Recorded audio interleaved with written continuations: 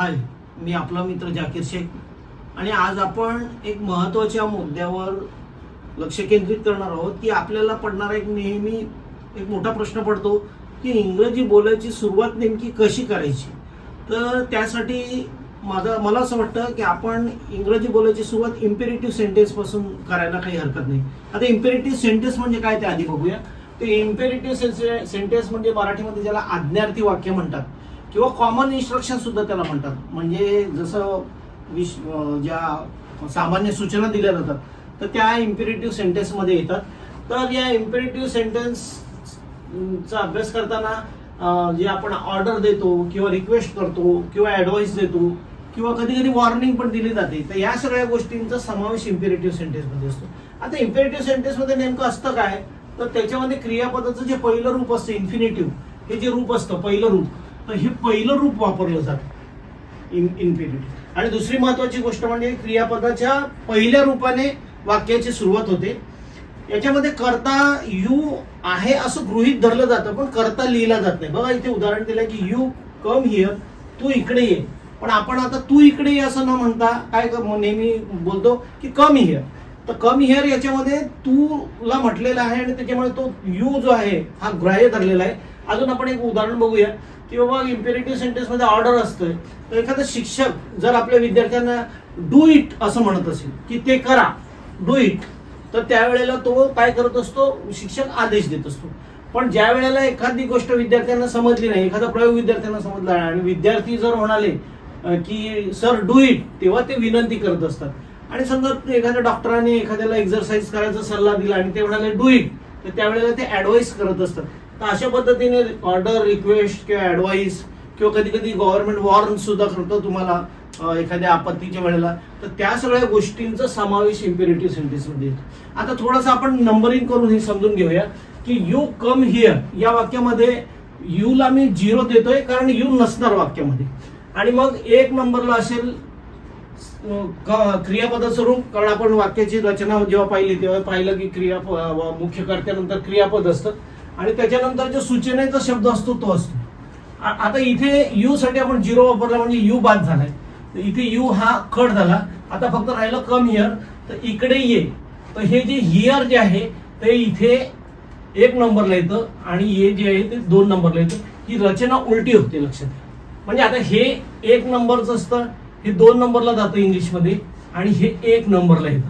अजून बघा की तिथे जा, हे जेव्हा आपल्याला इंग्रजीमध्ये म्हणायचं असेल तर आपण म्हणणार जा तिथे, म्हणजे जा साठी गो आणि तिथेसाठी देअर, गो देअर. ही सामान्य सूचना होईल, हे इम्पेरेटिव्ह सेंटेन्स होईल. खाली बस, तर इथे बस खाली, सीट, बससाठी सीट आणि खालीसाठी डाऊन. तर अशा पद्धतीने करता न वापरून काही सूचना आपण ज्या देत असतो त्या इम्पेरेटिव्ह सेंटेन्स असतात. आता त्याच्या अजून मी काय केलेलं आहे, त्याच्यामध्ये 2 भाग केलेले आहेत. एक विधानार्थी वाक्य आहे की ज्याच्यामध्ये जे आपण पॉझिटिव्हली बोलत असतो आणि दुसऱ्या गोष्टी असतात निगेटिव्ह, नकारार्थी वाक्य असतात. तर नकारार्थी काही वाक्य आणि काही विधानार्थी वाक्य यांच्या सहाय्याने आपण समजून घेऊया. तर आता त्याला विचार असं न म्हणता इंग्रजीमध्ये जेव्हा आपण म्हणणार तेव्हा त्याला विचार, त्याला म्हणजे आस्क, क्रियापदाचं रूप सुरुवातीला आणि त्याच्यानंतर सूचनेचा शब्द. सांग मला, टेल मी, याच्यामध्ये क्रियापद टेल ते सुरुवातीला. वाच मोठ्याने, रीड अलाउड. तर अशा पद्धतीने ठेव शांतता, कीप सायलेन्स, बघ माझ्याकडे, लुक ॲट मी, बोल माझ्याशी, टॉक टू मी, प्रयत्न करून पहा, ट्राय अगेन, दे तिला, गिव्ह हर, गा गाणे, सिंग अ सॉन्ग, राहा उभा, स्टँड अप. तर मराठीची जी रचना आहे ती उलटी करून विचार करायचा आणि त्या पद्धतीने बोलायचं की पहिले क्रियापद विचारात घ्यायचं आणि नंतर सूचनेचा शब्द घ्यायचा आणि मग ते बोलायचं. आता हेच वाक्य आपण निगेटिव्ह मध्ये कशी करणार, तर निगेटिव्ह मध्ये आता करता यू आहे म्हणून मग ते डोंट वापरणार. तर नको विचारू त्याला, हे उलट. आता मराठीत तसं त्याला विचारू नको असं आपण म्हणतो, पण इंग्रजीमध्ये ते उलट होणार की नको विचारू त्याला, डोंट विचारूसाठी आस्क आणि त्यालासाठी हिम, डोंट आस्क हिम. नको वाचू मोठ्याने, डोंट रीड अलाउड. नको बघू माझ्याकडे, डोंट लुक ॲट मी. आणि नको प्रयत्न करू पुन्हा, डोंट ट्राय अगेन. अशा पद्धतीने आपण सामान्य सूचनांचा वापर करून इंग्रजी बोलायला सुरुवात करू शकतो. तर हे सामान्य सूचना नेमक्या कशा बोलायच्या, तर त्याचे हे जे काही नियम आहेत तर हे नियम इथे मी तुम्हाला स्पष्ट केलेले आहेत. एक काही सेकंदासाठी तुम्ही थांबतो, तुम्ही याचा स्क्रीनशॉट काढून घ्या आणि वहीमध्ये तिची नोंद घ्या, कारण हे मुद्दे तुम्हाला लक्षात ठेवायचे आहेत. तर प्रामुख्याने क्रियापदाचं जे रूप आहे ते इन्फिनिटिव्ह असतं, पहिलं रूप असतं. क्रियापदाच्या रूपाने वाक्याची सुरुवात होते. बघा इथे क्रियापदाचं रूप आहे, त्याच्यानं पहिल्या रूपापासून सुरुवात झालेली आहे. आणि यू हा कर्ता ग्राह्य धरतात, परंतु तो वाक्यामध्ये लिहिला जात नाही.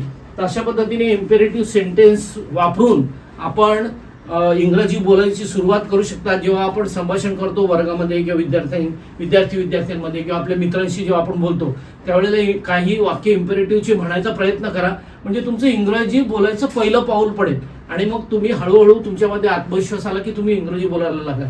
तर अशा पद्धतीने आजच्या आपण व्हिडिओमध्ये हे सगळं इम्पेरेटिव्ह सेंटेन्स कसं बोलायचं याची माहिती मिळवली. जर तुम्ही माझ्या चॅनलला नवीन असाल तर कृपया चॅनलला सबस्क्राईब करा. आणि यापूर्वीचे जे व्हिडिओ आहेत त्याच्या लिंक्स डिस्क्रिप्शन बॉक्समध्ये दिलेले आहेत, तर त्या तुम्ही जरूर पहा. व्हिडिओ आवडला असेल तर लाईक करा आणि हा जो व्हिडिओ आहे हा आपल्या मित्रांमध्ये जास्तीत जास्त शेअर करा आणि इंग्रजी या इन्फिनिटिव्ह सेंटेन्सच्या सहाय्याने इंग्रजी बोलायचं पहिलं पाऊल टाका. थँक्यू.